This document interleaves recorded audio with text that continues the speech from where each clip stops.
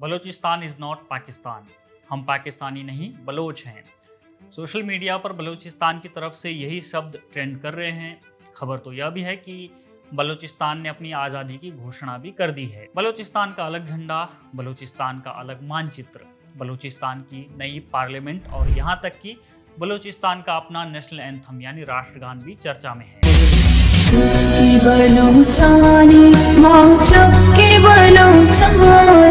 माँ चुकी बलोचानी यानी हम बलोच के बच्चे हैं। बलूचिस्तान का अपना एक चार्टर भी है जिसे 10 भागों में बांटा गया है।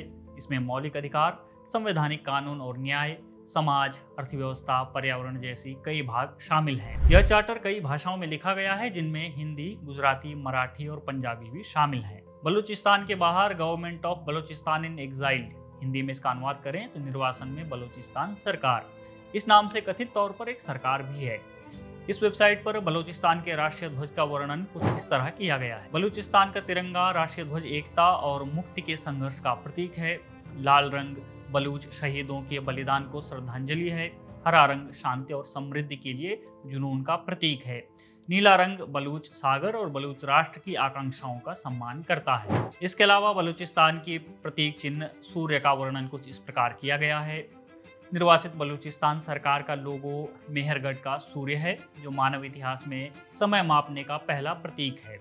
मेहरगढ़ 9000 ईसा पूर्व से 25000 ईसा पूर्व तक की बलूच सभ्यता है, जिसे पृथ्वी पर पहली बार शहरी सभ्यता के रूप में जाना जाता है। सूर्य 1410 से बलूचिस्तान की सरकार का प्रतीक रहा है और प्राचीन कुर्द बलूचिस्तान के मेडियन और मदिस्तान का प्रतीक है। 1947 में भारत के बंटवारे के बाद पाकिस्तान ने बलूचिस्तान पर जबरन कब्जा किया था। तब से लेकर अब तक पाकिस्तानी हुकूमत और पाक आर्मी बलूचों पर अत्याचार कर रहे हैं। बलूचों को जबरन अगवा कर लेना, बलूचों को मारकर उनकी लाशों को सड़कों पर फेंक देना, बेगुनाह प्रदर्शनकारियों को जेलों में बंद कर देना, दशकों से बलूचों का यह नरसंहार जारी है। हम अपने पुराने वीडियोस में कई बार यह बता चुके हैं कि बलूचिस्तान की आज़ादी के लिए अलग अलग मोर्चों पर लड़ाइयाँ लड़ी जा रही हैं। आम बलोच प्रदर्शन के जरिए अपने मानवाधिकारों के लिए, आज़ादी के लिए लड़ रहे हैं। बलूचिस्तान यकजहती कमेटी के अंतर्गत एक बड़ी लड़ाई लड़ी जा रही है। का नेतृत्व वो बलोच महिलाएं कर रही हैं जिनके पिता भाई को पाक आर्मी ने जबरन अगवा किया और फिर मार डाला। डॉक्टर मेहरंग बलोच, समीदीन बलोच इस मूवमेंट के बड़े चेहरे हैं। आप एक बार डॉक्टर मेहरंग बलोच को सुनिए। हर रोज हमें मारने आते हैं, हर रोज चुप कर दीगर की तरह वार करते हैं। आप हमें डरा नहीं सकते। लाशें गिराएंगे, गिराएं और गिरने गिराएंगे। लाशें गिरने से हम क्या कमजोर पड़ जाएंगे? आ जाए किस किस को मारेंगे आप? जितने मारेंगे हम उतने निकलेंगे और हमारी हर नस्ल आपके खिलाफ सिर्फ मुजम्मत का ही रास्ता अपनाएगी। बाज आ जाओ, अब बलोच अवाम खड़ी हुई है और ये बंगाल नहीं है, ये बलूचिस्तान है। हम कभी नहीं भूलेंगे अपने शहीदों को। हम हैं उन इज्तिमाई कब्रों के वारिस जिनको आप देखते हो ना, वो बलोच की कब्रें हैं। बलोच नस्ल की कब्रें हैं, बलोच कौम की कब्रें हैं। बलोच अपने शहीदों के वारिस है। बलोच अपने शहीदों को कभी नहीं भूलेगा, ना आप लोगों को भूलने देगा। आम बलोचों के अलावा हथियारों से लैस बलोच बलूचिस्तान की आज़ादी की आग में मानव पेट्रोल का काम कर रहे हैं। बलूचिस्तान लिबरेशन आर्मी, जो आए दिन पाक आर्मी, पाक सिक्योरिटी फोर्सेस को निशाना बनाती रहती हैं और साथ ही वीडियोस भी जारी करती हैं। ये वीडियोस इस बात की तस्दीक करते हैं कि बीएलए कितनी तैयारी के साथ पाकिस्तानी सिक्योरिटी फोर्सेस पर हमला करती हैं और फिर उन हमलों को रिकॉर्ड भी करती हैं। बीएलए का स्ट्रक्चर जानने के लिए हमने बलूचिस्तान के पत्रकार बहोट बलोच से बात की थी। बीएलए पाकिस्तान के लिए कितनी घातक है, बीएलए के लड़ाकू कितने पढ़े लिखे, वेल ट्रेन्ड और प्रोफेशनल हैं, आप यह वीडियो देखिए। बिल्कुल, इसमें बीएलए की जो मीडिया विंग है मजबूत है। इसमें बहुत सी चीजें हैं, पोस्टर्स आते हैं, वीडियोस आते हैं, लिटरेचर आती है, इन सब पे काम करते हैं। यानी बहुत सी चीजें अनऑफिशियली शेयर करते हैं। जो कि चैनल्स वगैरह है वहाँ पर बाकायदा ट्रेनिंग, इस तरह की चीजें यानी मैनुअल्स वगैरह सब समझाए जाते हैं।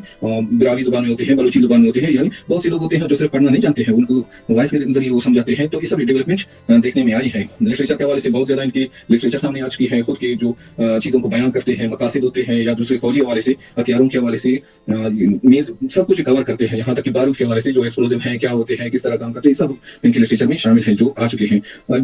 काम कैसे करते हैं, कौन लोग हैं, इसका जवाब ये है कि आज के जो दौर में बहुत ज्यादा तादाद में बलोच लिबरेशन आर्मी में जो यूनिवर्सिटीज में जो आप कह सकते हैं सनद याफ्ता नौजवान हैं, मुख्तलिफ शोबों से वो आ चुके हैं, इनमें शामिल हो चुके हैं। इस वजह से वो इन चीजों को उसी तरह देख रहे हैं, यानी मास्टर डिग्री लेकर या PhD होल्डर्स भी इनके साथ शामिल है। शारी बलूच का आपने सुना होगा कि वो बाकायदा MPhil की तालिबा थी जिन्होंने सुसाइड फिदाई किया था वहां पर कराची में कन्फ्यूशियस इंस्टीट्यूट पर। इसी तरह इनकी रैंक्स में इनके मुख्तलिफ ज़राब हो, इनका अक्ल मीडिया का नाम है इसमें या कि दूसरे इन सब में है, यहाँ तक कि पहाड़ों में भी ऐसे नौजवान तालीम याफ्ता है, मीन्स वो इन चीज़ों को समझते भी हैं, उनको सब कुछ पता है कि एक्सप्लोजिव क्या होता है, इसका इस्तेमाल कितना है, कितनी मिकदार में लेना है, ये सब चीज़ें उनको आती हैं। बलूचिस्तान की आज़ादी की लड़ाई दिन ब दिन जोर पकड़ रही है। बलोच भारतीयों से कह रहे हैं कि आप हमें पाकिस्तानी न कहें, हम पाकिस्तानी नहीं हैं, हम बलूचिस्तानी हैं। बलूचिस्तान में 51 शक्तिपीठों में से एक शक्तिपीठ हिंगलाज माता का मंदिर मौजूद है। इस लिहाज से बलूचिस्तान के नागरिक खुद को भारत का करीबी भी बताते हैं।